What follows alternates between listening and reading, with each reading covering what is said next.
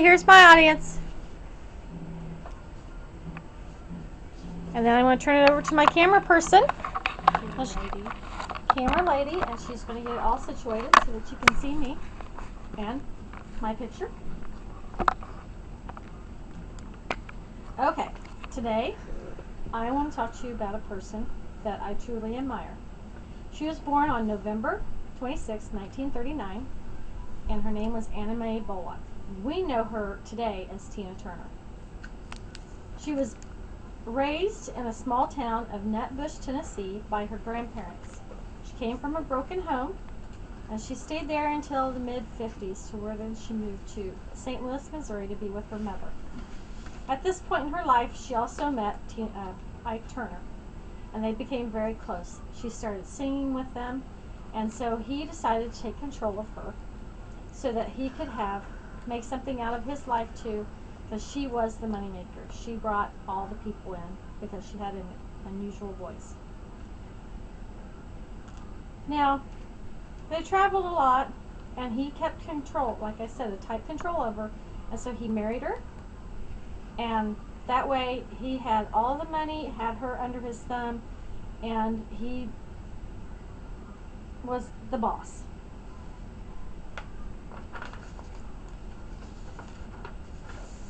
Their success they traveled, they became a warm-up band a couple of times for the Rolling Stones and some other famous bands in that time. So their success increased, their money increased, so they took their 4 boys and moved to Los Angeles, California, to where they could make a better living. Now, she had all 4 of the children. 2 of them were hers, but she raised them all equally as her own. Now, Ike had a personality that sometimes he was fine, sometimes he wasn't, and as their success grew, then he also got into drugs and things like that, and so he would be fine one minute and he would abuse her the next.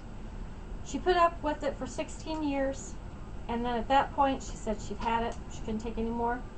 And when they were in Dallas, Texas, getting ready for a performance, she fought back.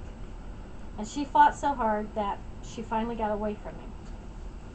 And she had enough friends that she'd met over the years that she was able to stay away from him. Even during this time of him wanting to get her back, she grew an inner peace, and by chanting and her belief in God, that she could survive. She would do any kind of chores or anything just to make a living so that she could. Now, about the 1980s is when she came from the bottom of the barrel, and she started getting some music out of her own self. And so she kept her strong belief in God to lead her into the way to where she could be a success. I do not know another person that has lived such a nightmarish life and only wanted to be loved, and everyone she loved always loved her.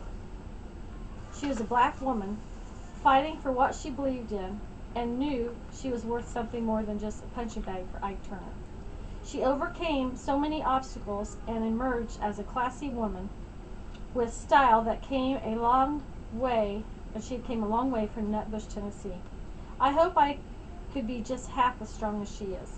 Thank you for listening to my speech, and remember, always think positive. Dreams do come true.